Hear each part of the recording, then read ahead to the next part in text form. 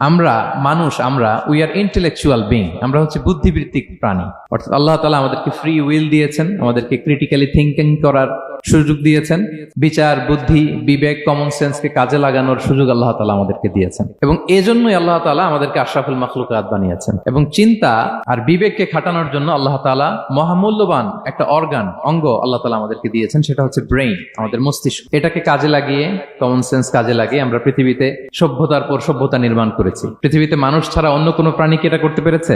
এবং আপনি শুনলে অবাক হবেন, আমাদের এই যে ছোট্ট ব্রেইনটা, খুব বেশি না কিন্তু ওজন, একটা প্রাপ্তবয়স্ক মানুষের human brain on an average 3 pounds, মানে 1.5 কেজি। এই 1.5 কেজি ওজনের ব্রেইন দিয়ে আমরা পৃথিবীতে এই সভ্যতাগুলো বিনির্মাণ করেছি। আমাদের এই ব্রেইনের মেমোরি ক্যাপাসিটি, মেমোরি স্টোরেজ অনেক বেশি। বিজ্ঞানীরা গবেষণা করে ওনারা জানিয়েছেন যে আমাদের হিউম্যান ব্রেইনের মেমোরি হচ্ছে 2.5 পেটাবাইটস। আপনারা মেগাবাইটের নাম শুনেছেন, গিগাবাইটের নাম শুনেছেন, পেটাবাইট হয়তো অনেকে শুনেন না। পেটাবাইট আরো অনেক বেশি, অনেক বড়। তো 1 পেটাবাইটে হয় 1 মিলিয়ন গিগাবাইট। তার মানে আমার আর আপনার যে হিউম্যান ব্রেইন, এই ব্রেইনের ক্যাপাসিটি হচ্ছে 25 লক্ষ গিগাবাইট। সুবহানাল্লাহ, এত আসতে।